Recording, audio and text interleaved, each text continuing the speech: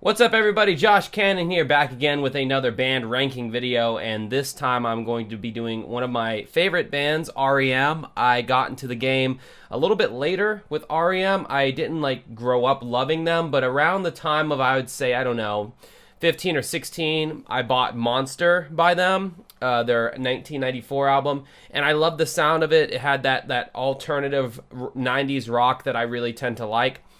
So I started exploring the rest of their catalog, and holy crap, this band is so diverse. They're one of the bands I always point to of a band that evolves with every album. Now, in their early career, you could kind of say that their albums had kind of a samey feel, but once they pretty much got to like Green and beyond, every album was a completely different experience. So this should be a fun video. I don't know how many R.e.m. fans there are out there who watch my channel, but if you do watch it, then hopefully you enjoy this. So here we go. We're going to start, and I have a feeling this is going to be a long video. Just strap yourselves in because they have like 1,000 albums, but I'm going to go through it as fast as I can. Starting with their very first album, which is technically an EP, Chronic Town, that goes in the S tier. Honestly, what a great, strong start to any band. There are some of my favorite R.e.m. songs on this album. Their songs had such, on this particular album, had such like an eerie feel, but yet so much energy at the same time. Wolves Lower with that guitar riff that starts out the song. Gardening at Night has a great melody. Carnival of Sorts is just such a great indie song that's full of energy and just has such a great feel. A Million is a great song. Stumble, great song. I mean, it's 5 songs. It's all killer, no filler. Chronic Town, amazing EP. I need to get that one to add to my collection. I think that's one of their only albums I'm missing. So, very strong start. And then we go into their second album, which is Murmur. I'm also going to put that in the S tier. Murmur was a great album, a great official beginning to the band as far as their first full-length record. We have Radio Free Europe, a song that the band for some reason came to dislike. They never played it at their shows after a certain point. In fact, they had a little opening title screen to their tour film, movie, concert film, where it says, "Don't ask us to play Radio Free Europe." So I don't know what their problem is with that song. We will see other songs in their career that they will also never play again or greatly dislike, but for different reasons. Pilgrimage is a good song. Laughing, Talk About the Passion, Moral Kiosk, Perfect Circle is a fantastic song. In fact, there is a song off the Batman Forever soundtrack called Nobody Lives Without Love. I forget who the artist is, and it almost sounds like she rips off the melody for Perfect Circle a slight bit. Michael Stipe and his ability to craft melodies and really make them count. He puts so much thought into melodies. It almost as much as like the Beatles and Nirvana would put into their melodies. They were really big on having these great melodies. And with how Mike Mills played the bass and with how Peter Buck played guitar, it kind of allowed Michael Stipe more freedom to craft his melodies because especially Peter Buck's guitar playing was very open-ended, very high up on the neck with these kind of arpeggiated sequences that he would do, or these just kind of open chord things. Mike Mills had this very running bass style where he just walked the neck, and so it just really innovative for an indie band and a college rock band before the term indie was really used.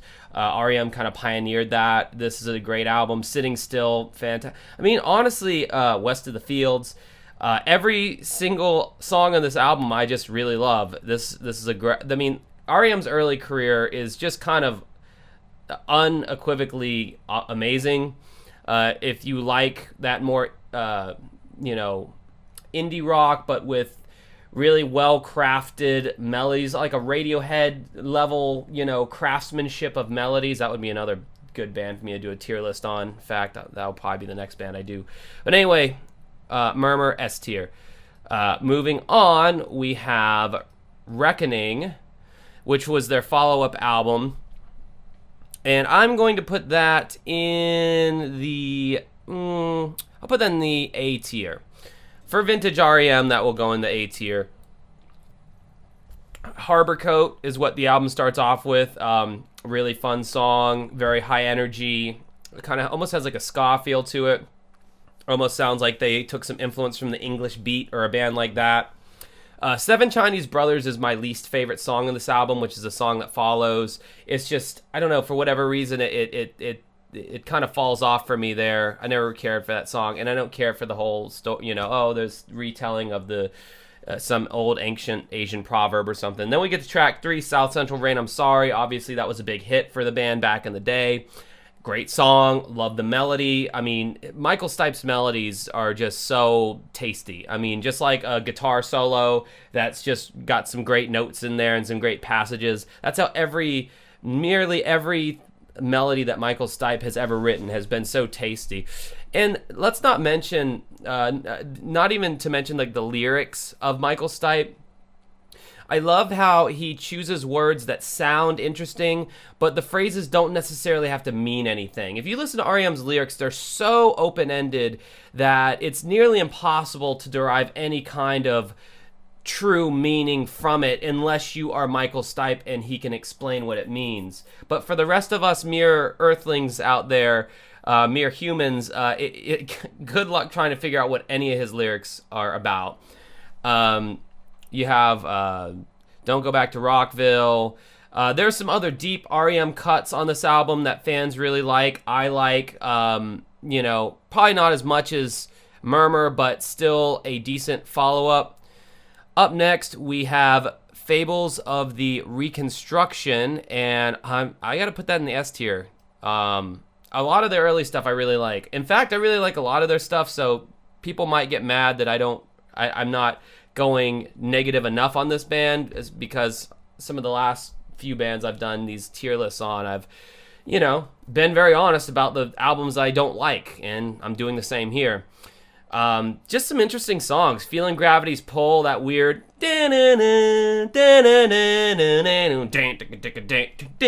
it's just a weird guitar riff. It caught my attention immediately. Such a bizarre way, especially to start off an album.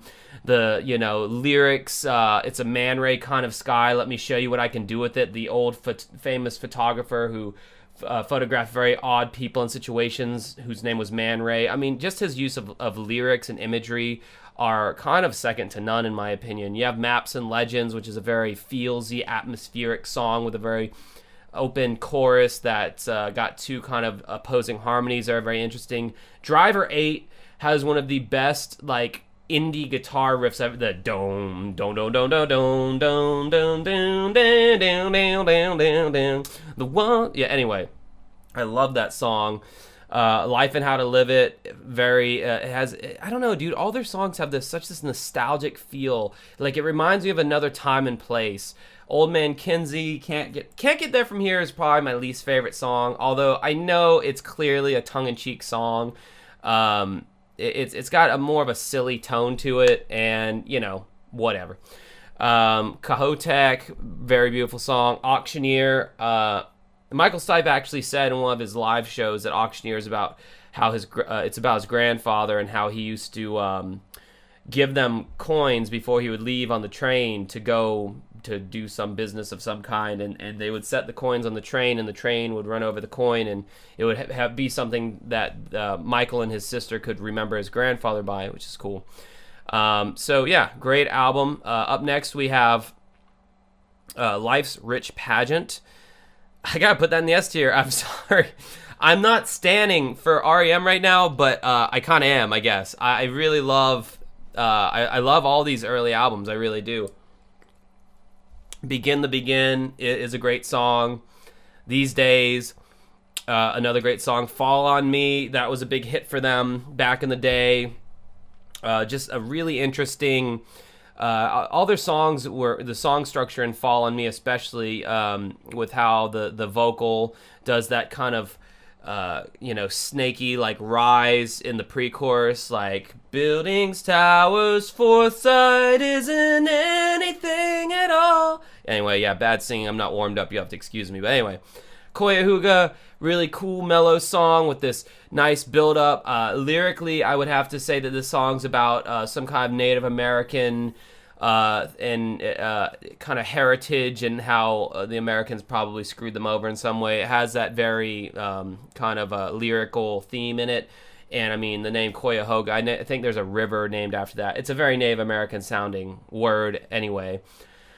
Then you get into side 2, as they would call it, which I didn't notice this until just now. Side 1's called dinner side, and side 2's called supper side. That's interesting. Okay. Track 2 on side 2, I Believe. Great song, high energy. What If We Give It Away? Swan, Swan, H. Swan, swan, hummingbird, hurrah, we are all free. That's a great folk song.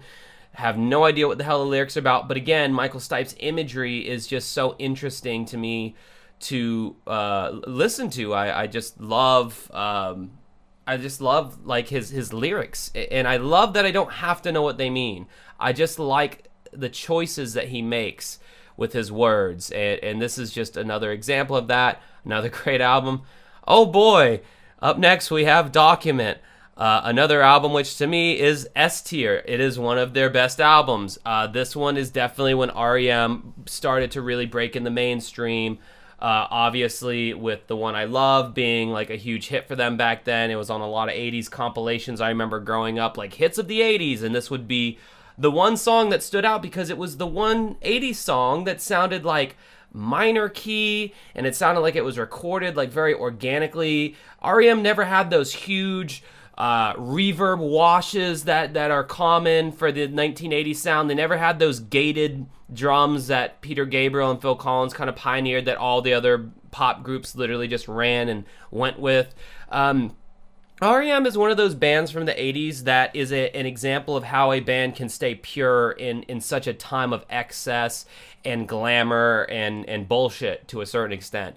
R.e.m. was a very rootsy sounding band at this time. All their songs on all their albums sounded like they were in the room playing the music right there. It was very authentic. It was very honest. And this album is just a continuation of that with more studio production, more ambitiousness in the songwriting.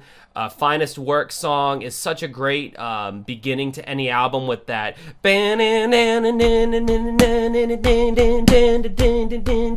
time to rise has been engaged. Such a great fucking song. Welcome to the Occupation. The next song is one of my favorite R.e.m. songs. Very folky sounding, very Joni Mitchell, but darker and more R.e.m.y. And let us not forget the contributions of Mike Mills doing all the backup vocals, although I do believe on this song Michael Stipe might have doubled himself, because the backing vocals in the verses, it's like this constant harmony going on, and it sounds very the voices sound very similar. Mike Mills, the bass player, is one of those backup vocalists that has such a unique voice in their own right that whenever they harmonize, you can hear Mike Mills' voice stand out like a good sore thumb, not a bad sore thumb. Exhuming McCarthy, Disturbance at the Heron House. Again, no idea what any of these songs are about, but I like that. I love the imagery. I love the lyrical imagery. Just one of those really tasty kind of songs. Strange, very dark sounding song. As I'm looking at the credits right now, I'm thinking, is this a cover? Is that a cover song? I don't know. I'm thinking it is now. It definitely does stick out in this particular album. It's the End of the World as We Know It, and I Feel Fine. A huge hit for R.e.m. Obviously, I feel like it almost followed the blueprint of We Didn't Start the Fire by Billy Joel. That really fast talking in the verses, which I can almost execute the song perfectly at karaoke. I know the words almost by heart at this point. Obviously, you have The One I Love, The Fireplace, Lightning Hopkins, King of Birds. All these just great songs. I mean, they still had so much heart at this point. They were just so at the peak of their authenticity. Up next, we have Green. Jeez, I know you guys are going to just think I'm the worst. S tier, man. I love... They could do no wrong in the 80s, man. And they're getting into the 90s at this point. But they just really... Green is probably one of my favorite albums, and I can't explain why. Pop Song 89 is the opening to the opening track to the album, and to me that's their weakest, probably the weakest song in the entire album. Well, actually no, I'll say this, the first and second songs really aren't that great. Get up, sleep delays my life. Get up, you know, kind of dreams, they complicate my life. Yeah.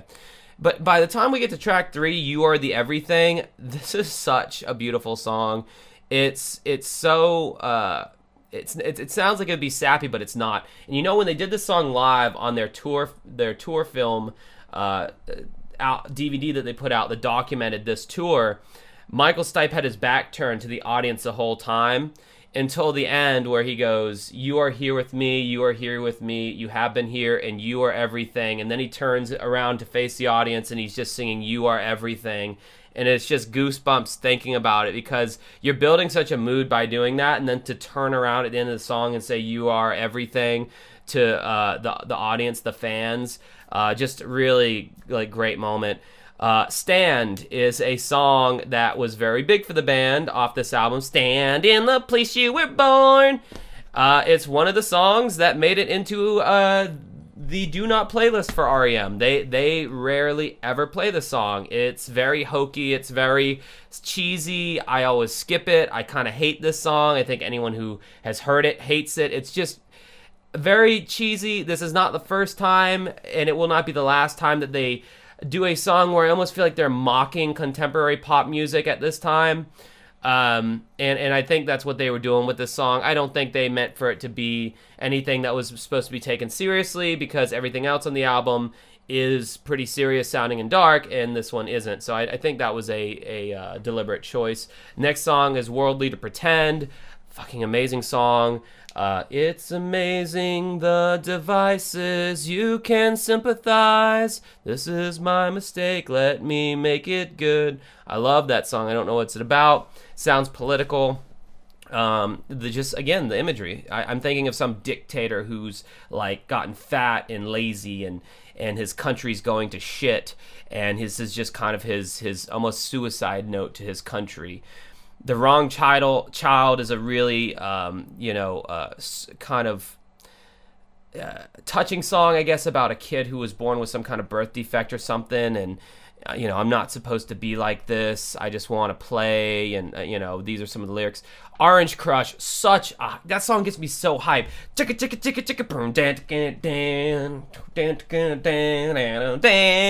Anyway. Follow me, don't follow me. I've got my spine, I've got my orange crush.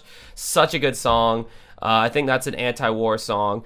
Turn You Inside Out, it's a great song. Whenever they would play that song live, Michael Stipe would sing the chorus with he would pull out like basically a megaphone, and he would, sing the chorus through the megaphone into the mic, which created this cool effect. Hair Shirt is a great folky song, very feelsy. I remember California. It gives me these nostalgic goosebumps. I don't know what it is about the vibe of that song.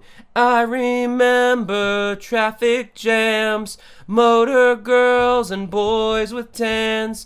Nearly was and also rans. I remember this. And the phrases that he says in these songs. History is made to seem unfair. Like, you could just post these as just quotes on Twitter or something, and they would just be these ambiguous, kind of profound sounding statements. Again, that's what I love about Michael Stipe's lyric writing. And anyone who knows me knows I really usually don't give two shits about lyrics, but that's just how much I love his lyrics. So, anyway, suffice to say, I enjoy that album a great deal. Up next, we have Out of Time, the big boy that has Losing My Religion on it. I'm going to put this into the A tier. Now, I don't have an S tier pick for once. Now, Out of Time marks a beginning that we see them start making some silly-ass decisions. The first is the opening song, Radio Song, where they first got into this habit.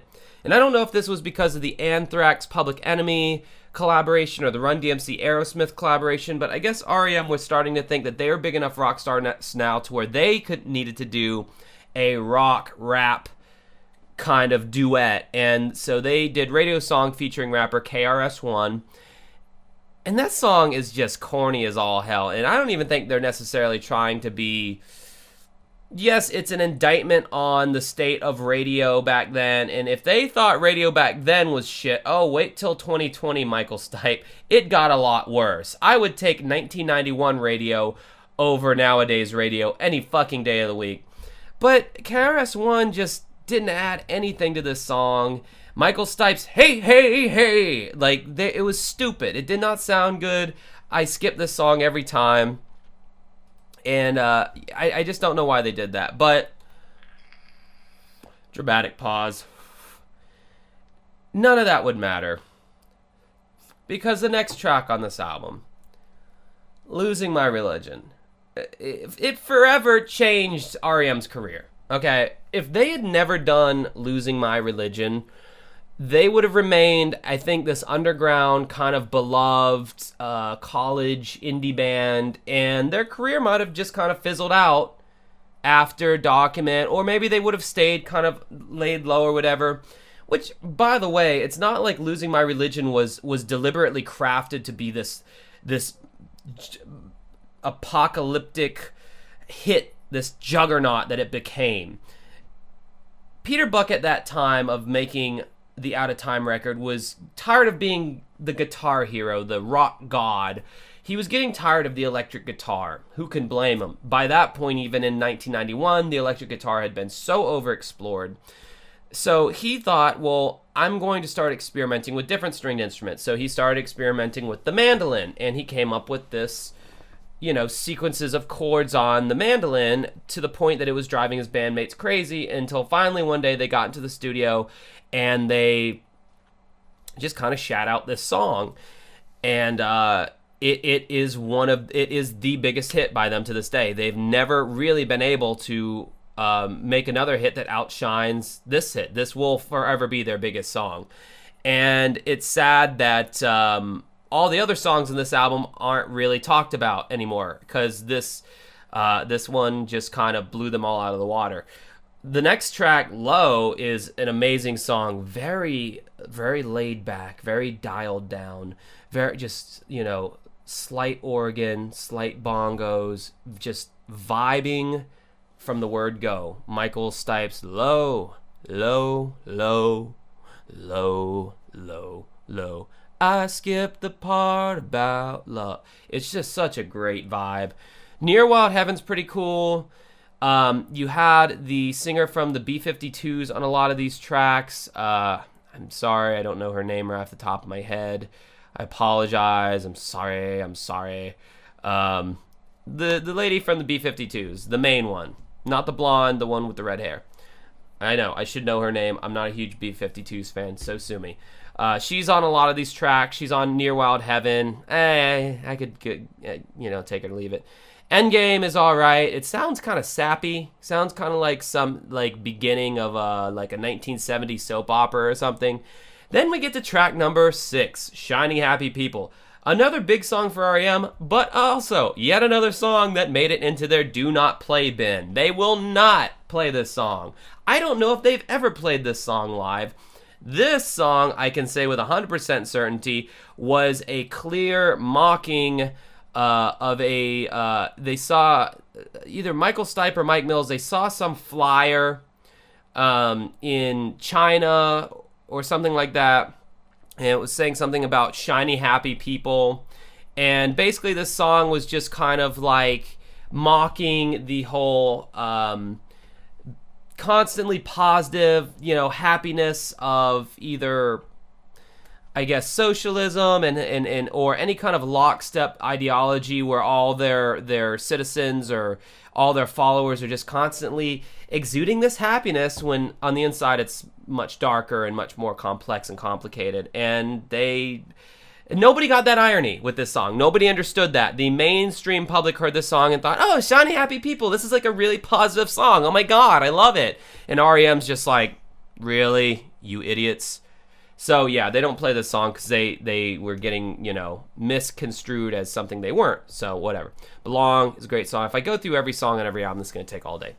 So I do have to say the Texarkana is one of my favorite R.e.m. songs of all time. This is one of the only songs where Mike Mills does the lead vocal. The bass player, Mike Mills, is doing the lead vocal for the whole song. Michael Stipe does come in on the bridge, but I love Mike Mills' vocals. I don't know why. He's got a very nasally, not the prettiest voice in the world. I think everyone will agree with that. But his voice fits the band. It's a great yin to Michael Stipe's yang. Obviously, Michael Stipe has a legendary great voice, but Mike Mills was a good compliment because, you know, he had a higher range and was nasally, and Michael Stipe was baritone and had a very rich tone to his voice. All right, enough blabbering about Out of Time. Up next, we have Automatic for the People. I mean, even if you guys want to accuse me of being an R.e.m. fanboy, Out of Time is considered by many to be one of the most essential albums of the 90s, and as big as Out of Time was, Automatic for the People quickly overshadowed it. This was just a legendary album from beginning to end. The first track, Drive, Try Not to Breathe, Sidewinder Sleeps Tonight, Everybody Hurts, which was a big hit for them, New Orleans Instrumental #1, Sweetness Follows, Monty Got a Raw Deal, Ignoreland, Star Me Kitten, which is supposed to be Fuck Me Kitten, Man on the Moon, which is my least favorite song on this album by a long shot.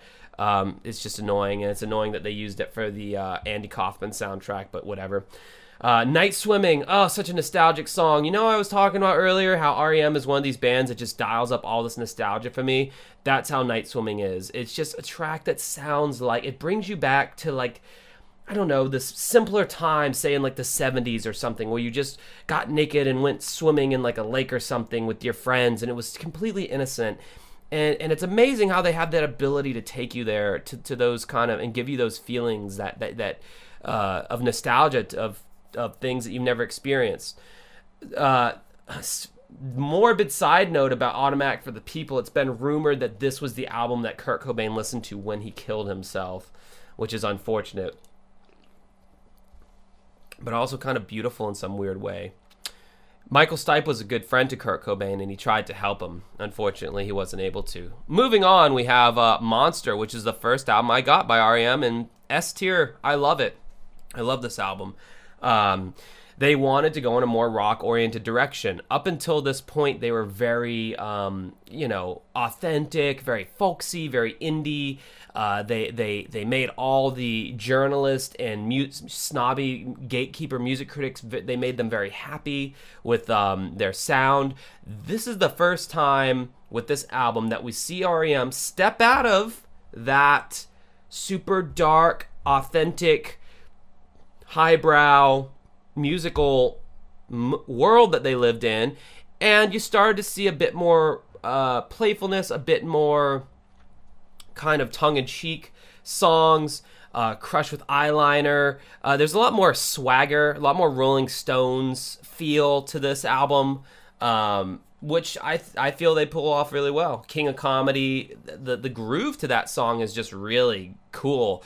R.e.m. isn't usually known for their grooves rhythmically, but for this song, it has a great groove. Historically, this album had the guitars way louder than the vocals.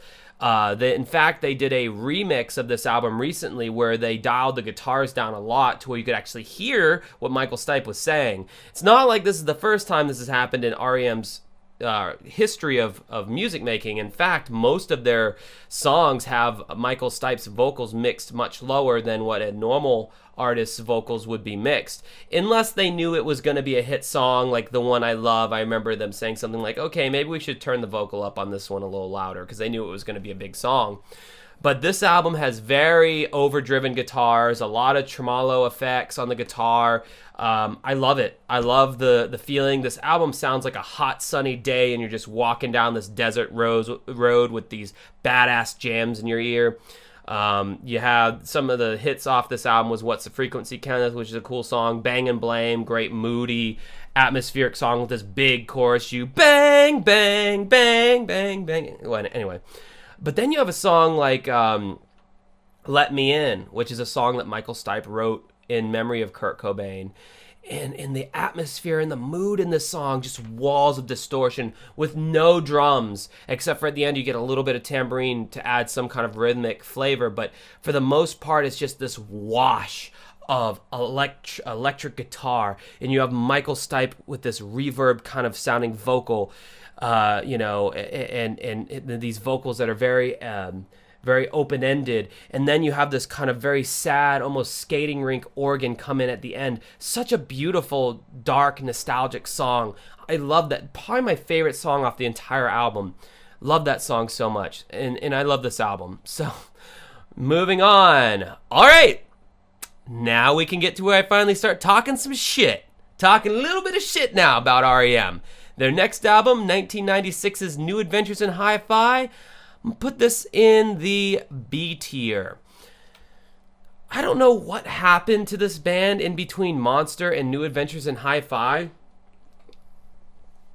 but they got really bloated, I guess I would say.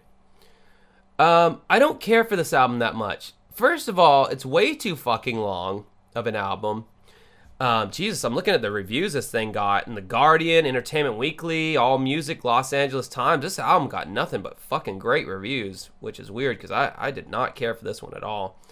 But no, it's a long album, over an hour. I mean, it's an hour and 5 minutes. I mean, maybe that's normal. It just feels long. Maybe if it's not long, it sure as hell feels long. How the West Was Won and Where It Got Us, which is the opening track to the album, very sparse song. They're not coming in guns blazing. They don't care anymore. I guess they're going with like a different approach on this one. Most of their opening songs for all their previous albums were kind of these things that were going to get your attention. The most obvious example to me is the opening song on Document with Finest Work song. A very high energy, like, get ready, motherfucker. We're about to get engaged in some rock and roll and some like really great songwriting. This song opens up with this very sputtering, just kind of sparse, almost like crickets chirping sounding kind of song. And the chorus, how the West was won and where it got us. Oh! That's literally how the chorus goes. That's the hook. It's weird. The Wake Up Bomb is... I think they went a little too far into the Stones thing, man. They got a little too big into the Rolling Stones for this, because this sounds like it could be off some Rolling Stones album. New Test Leper, I don't like it. It's a boring song. Undertow, couldn't even tell you what that song sounds like. I forgot. Ebo the Letter, I really do like. Was that the one that had Patti Smith on it? I'll take you under now. I think so. I want to say. Anyway, Ebo the Letter is good. It's a good song. Leave, just long, okay, I guess. I think it had that weird whammy, that whoop, whoop, whoop, whoop, whoop at the beginning for like a long time, and then the drums come in. That was pretty cool. If someone could make like a loop of me just going whoop, whoop, whoop, that'd be cool. Departure, I don't remember what that song sounds like. Bittersweet Me, Be Mine, Binky the Doormat, Zither, So Fast, So Numb. Oh, I didn't know Electrolyte was on this album. That song's alright as well. They made a video for it. I don't know. I want to say this is the last album with their with the full lineup with Bill Berry on yeah. Yep. Yeah, he left the band the following year. So on the next album that we have up, we do not have the full lineup anymore. So that's the next album, 1998's Up. That goes into, oh man, I don't know. At first, when I first heard this album, I would have put it in the D tier and said, fuck this album and never want to listen to it again because I thought it was fucking awful.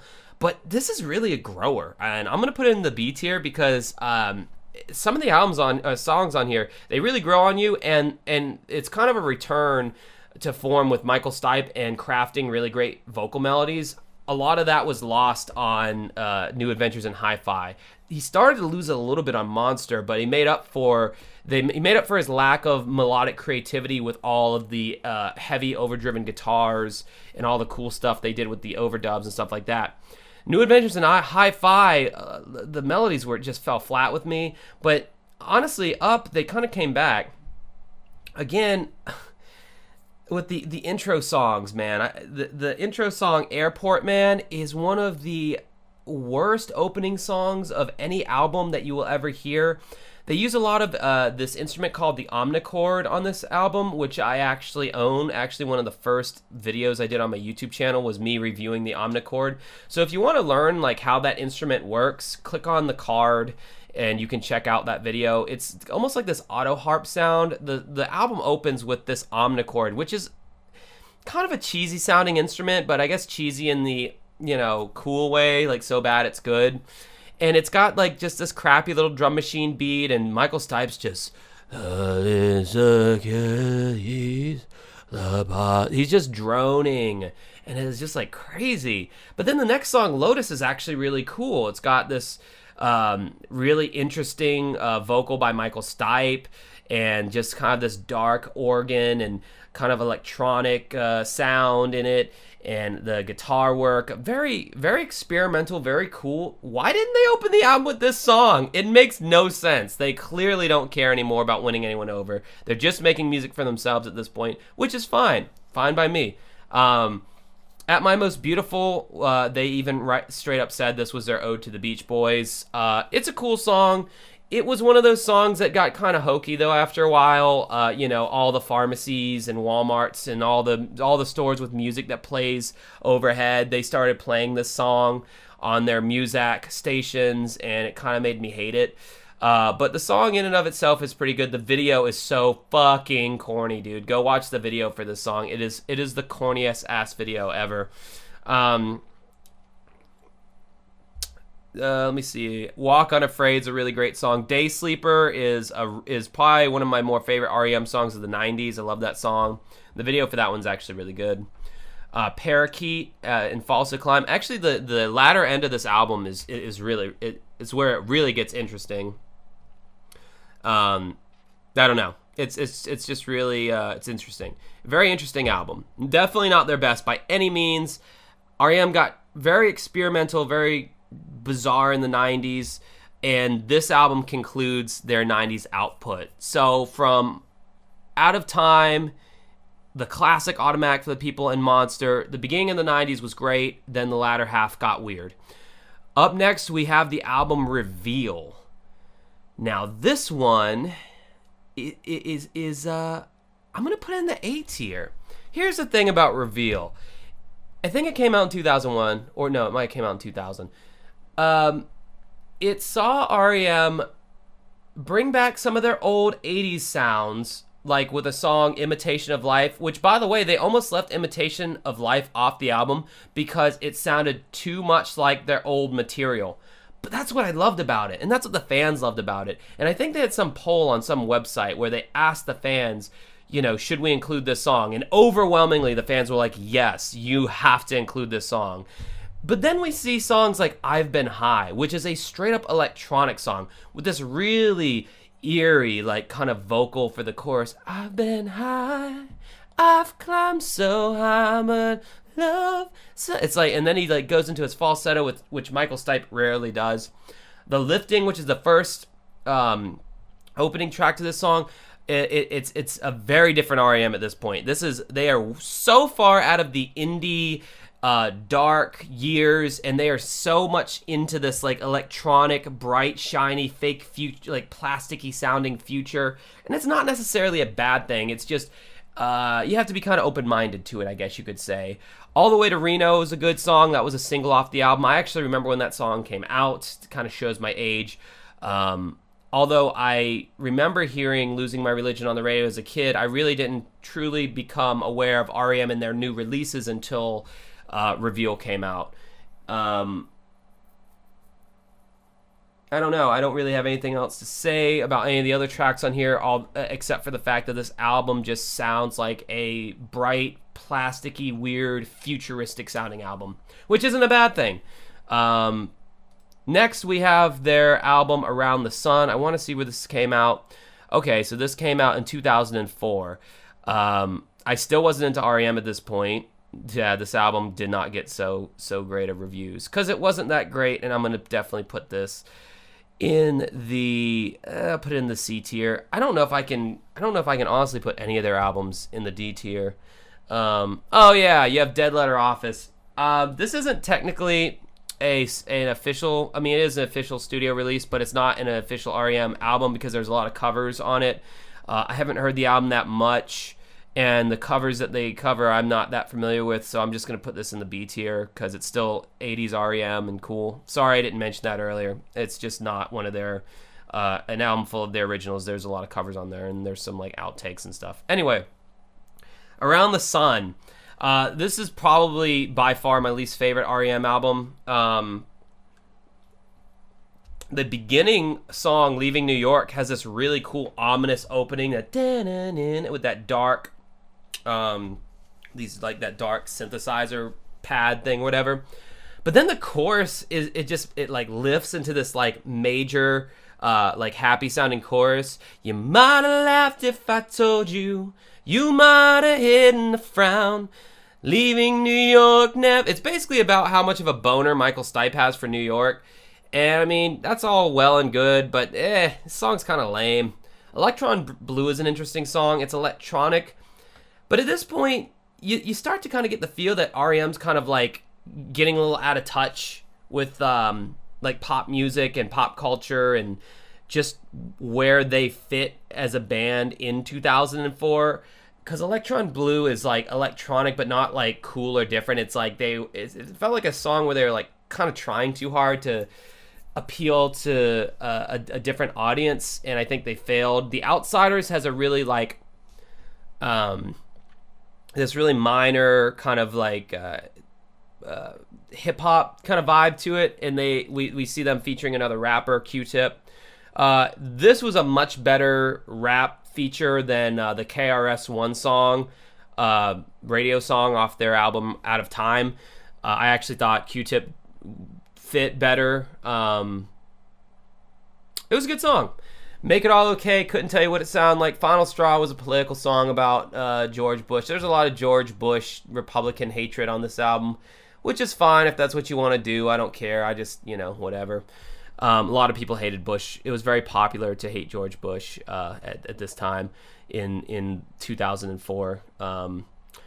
Boy in the Well, Aftermath, I don't, Worst Joke Ever, Scent of Man, all these songs are just bland to me. They're not memorable. There's a reason why I haven't gone back and listened to this album. I just didn't think it was very strong.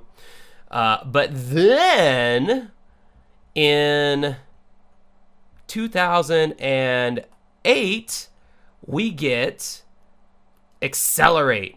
And I'm going to put this in the A tier. This album was fucking great. This was like the best R.e.m. album since Monster, for real. Like, I don't know where they came from with this album, but because you don't see, usually you see a band, like a legendary band, they have their ascent, they hit their peak, and then they have their descent. Rarely do you see them release an album as they're descending that goes, oh, no, we're back here, we're good again. But that's what this album was. I mean, this is just like balls to the wall, rock music, just high energy. The band sounds like they're firing on all cylinders. Living Well is the Best Revenge, great song. Man-Sized Wreath, Supernatural, super serious. Accelerate is a great song. Probably one of my favorite songs on this album is Mr. Richards. It's got a great vibe. Mr. Richards, it sounds like a song that a stripper could like do a sexy dance to in like a strip club. Probably the silliest song on this album, because every now and then they have a silly, stupid, disposable song, would be I'm Gonna DJ. Hey, steady, steady. Hey, steady, steady. I'm not gonna go until I'm good and ready. If death is final, I'm collecting vinyl. I'm gonna DJ at the end of the world. It was so stupid and lame and cringy, but hey, the rest of the album was good. Whatever. Finally, we get to their final album, Collapse into the Now. I'm gonna put this one, I don't know. There's some songs I really like on here, but there's some songs I really fucking hate on here. I'll put it in the B tier. I guess I'll be generous. I like it better than Around the Sun, I guess. Discover is a cool song. Starts off good. I don't even remember what all the best sounds like. Uberlin's a good song. Watch the video for that song. It's got this like parkour dancer guy in the video, and it's just him walking, doing all these cool parkour moves to the song. Really great video. Oh My Heart's an okay song, kind of hokey.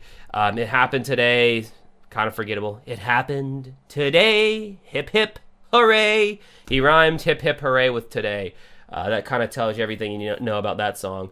Mine Smell Like Honey. The titles on this album I hate. Some of them. Mine Smell Like Honey. What, your turds? Your bowel movements? What do you... That's a weird... And it's not a good song. Walk It Back is like kind of a stupid song. This next title, and it's not a good song either. The lyrics are so fucking stupid. I don't know if there's some deeper meaning. You big R.e.m. fans out there, you can let me know. It's called Alligator, Aviator, Autopilot, Animator. And he's talking about, I want to be a gator on an escalator. Whatever, man. The next song, me, Marlon Brando, and I don't like it. And then the final track is the best song on the album. It's reminiscent of Monster's Let Me In. It's called Blue. It's just this, again, we have this wash of guitars. Michael Stipe's talking through this like vocal filter, and he's just, it's almost like a poem or a just like one of those just off the top of your head kind of streams of consciousness. Beautiful song. And then you have Patti Smith singing a part at the end there, and it's just, I don't know, it's solid. Unfortunately, they kind of ended their career after this album. This was their final album. They did a greatest hits after this that had a few new songs on it that were okay. They were fine. But yeah, I mean, that was the end, and they felt like they released three, they said something to the extent of, we wanted to release 2 strong albums before we retired, and we did that with Accelerate and Collapse Into Now. I will agree with the Accelerate statement. That was a great album. Collapse Into Now was pretty weak. I did get it the day that it came out, and yeah, I don't know. It is what it is. Most bands do not end on their best material, but as you can see from this list, not a single album in the D tier. They have so many S tier albums, so many A tier albums, very few bad albums by this band, by and large. They really are a great band. Every, especially in the 90s, every album was different, had a different sound. They were very innovative. Michael Stipe, beautiful melody writer, great lyricist, even though his lyrics annoy a lot of people because they don't know what the hell he's talking about half the time. That's what I love about it. I love the inventiveness, the exploration, and they're one of those bands that were on my fucking bucket list to see live, and I'll probably never get to see them live, and that just really, really bums me out more than you guys will ever know, because I really just I thought this would be one of those bands I'd be able to see, but they retired before I was able to catch them live. So anyway, I hope you liked this video. I know it was long as fuck. I'm sorry. They have a bunch of albums, as you can see. I do a bunch of other videos like this where I rate other bands. What's a band that you think I should do a breakdown for next? Make sure you like my channel, subscribe. Like the video, subscribe to the channel, ring the notification bell so you get notifications of when my new videos come out. And if you made it all the way to the end of this, you are a goddamn champ and you deserve an award. Have a good rest of your night.